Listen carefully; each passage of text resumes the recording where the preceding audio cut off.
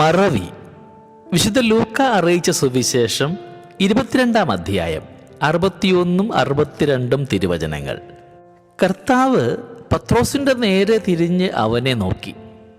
ഇന്ന് കോഴി കൂവുന്നതിന് മുമ്പ് 3 പ്രാവശ്യം നീ എന്നെ നിഷേധിക്കും എന്ന് കർത്താവ് പറഞ്ഞ വചനം അപ്പോൾ പത്രോസ് ഓർമ്മിച്ചു.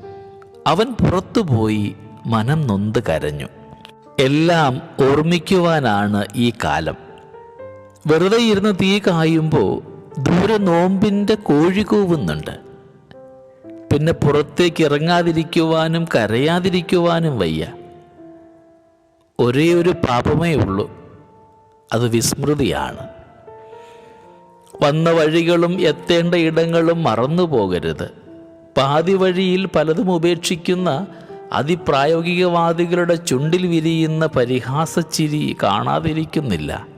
ഓർമ്മകളുടെ സമൃദ്ധിയിലാണ് ക്രിസ്തുവിൻ്റെ ജീവിത വ്യാപാരങ്ങളെല്ലാം തന്നെ. ഒരുപക്ഷെ അവനുള്ളിടത്തോളം അഗാധമായ ഓർമ്മകൾ ആർക്കും ഉണ്ടായിരിക്കുകയില്ല. ദൈവത്തിൻ്റെ മടിത്തട്ടോളം നീളുന്ന വിധത്തിൽ അതിനെ ഈശോ തൻ്റെ വീടെന്ന് വിളിച്ചു.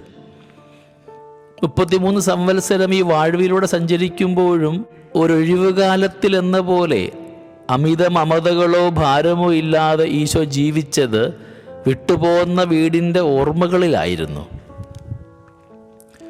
ആ വീട്ടിൽ നിറയെ മുറികളുണ്ടെന്നൊക്കെ പറയുമ്പോൾ വേനലവധിക്ക് അമ്മ വീട്ടിലെത്തി മാഞ്ചുവട്ടിലിരുന്ന് വമ്പു പറയുന്ന കുട്ടികളുടെ ശരീരഭാഷയുണ്ടായിരുന്നിരിക്കണം ഈശോയ്ക്ക്. കൃതജ്ഞത എന്ന ഭാവത്തെ സദാ നിലനിർത്തുവാൻ തൻ്റെ സ്നേഹിതരെ അഭ്യസിപ്പിച്ചതും ഓർമ്മകളെ തിട്ടപ്പെടുത്തുവാനായിരുന്നു. ചില സ്മൃതികൾ മിഴികളെ നനയ്ക്കുന്നതിന് വിളിക്കേണ്ട വാക്കാണല്ലോ കൃതജ്ഞത. ആ 9 പേരെവിടെയെന്ന് ഈശോ ആരായുമ്പോൾ ഓർമ്മകളില്ലാത്ത ആ 9 പേരെവിടെ എന്ന് തന്നെയാണ് അർത്ഥം. പള്ളിയായ പള്ളികളിലൊക്കെ പ്രഭാതം മുതൽ പ്രദോഷം വരെ അർപ്പിക്കപ്പെടുന്ന തിരുവത്താഴ ശുശ്രൂഷ ഈ ഓർമ്മകളുടെ വിരുന്നല്ലാതെ മറ്റെന്താണ്? പെസഹ മേശയിൽ വെച്ചാണ് അത് തുടങ്ങുന്നതെന്ന് ഓർമ്മിക്കണം. മേശയിൽ വിളമ്പിയ ഓരോ വിഭവവും ഓരോ ഓർമ്മയാണ്. ആ കൈപ്പിലകൾ നമ്മൾ കടന്നു വന്ന കയ്പിൻ്റെ കാലത്തിൻ്റെ ഓർമ്മയ്ക്ക്, ആ ധാന്യക്കുഴമ്പ് ഇഷ്ടികക്കളത്തിൽ ഉപയോഗിച്ച ചാന്തിൻ്റെ ഓർമ്മയ്ക്ക്, പുളിക്കാത്ത അപ്പം, രാത്രിയിലായിരുന്നു വിടുതൽ, പുലരിയായാൽ ഫറവോയുടെ ഹൃദയം പിന്നെയും കഠിനമായേക്കാം, പ്രാതലിനായിട്ട് മാവിൽ പുളിമാവ് ചേർത്ത് വെച്ചിട്ടുമുണ്ട്, എന്നാൽ അത് പുളിക്കുന്നതിന് മുമ്പ് പുളിക്കാത്ത മാവുമായി സ്ത്രീകൾക്ക് യാത്ര പുറപ്പെടേണ്ടി വന്നു. ആ ഓർമ്മയ്ക്ക് പുളിക്കാത്ത അപ്പം. അങ്ങനെ ഓരോ വിഭവവും ഓരോ ഓർമ്മയാണ്. സുഗന്ധം പരത്തുമ്പോൾ പെസഹ വിരുന്ന് തുടങ്ങുന്നു. അത്തരമൊരു മേശയിലാണ് അപ്പവും വീഞ്ഞും ഉയർത്തി ഇത് തൻ്റെ ഓർമ്മയ്ക്കായി ആചരിക്കണമെന്ന് അവൻ അരുളി ചെയ്തത്. അതിനുശേഷം ആ അപ്പത്തെ വിളിക്കുന്ന വാക്ക് ഓർത്തിയെന്നാണ്, വിളമ്പുന്നവൻ എന്നർത്ഥം. മുന്തിരിപ്പഴം പിഴിയുമ്പോൾ അവൻ്റെ രക്തത്തിൻ്റെ ഓർമ്മ പതഞ്ഞൊഴുകും. അപ്പം മുറിക്കുമ്പോൾ മുറിവേറ്റ കർമ്മത്തിൻ്റെ വ്രണിതമേനിയും നിങ്ങൾ ഓർക്കണം. ഭക്ഷണപാനീയത്തിൽ പോലും പ്രകാശമുള്ള ഒരു നിഴൽ വീഴുന്നുണ്ട്. ഒരാളെ ഓർമ്മിക്കുക എന്നാൽ അയാൾക്ക് വേണ്ടി ഹൃദയത്തിൻ്റെ അറകളിൽ ഒന്നിൽ ഇത്തിരി ഇടം മാറ്റിവെക്കുക എന്നാണ് അർത്ഥം. മറ്റാർക്കും പ്രവേശിക്കാനാവാത്ത വിധത്തിൽ ഭദ്രമാക്കപ്പെട്ട ഒരിടം.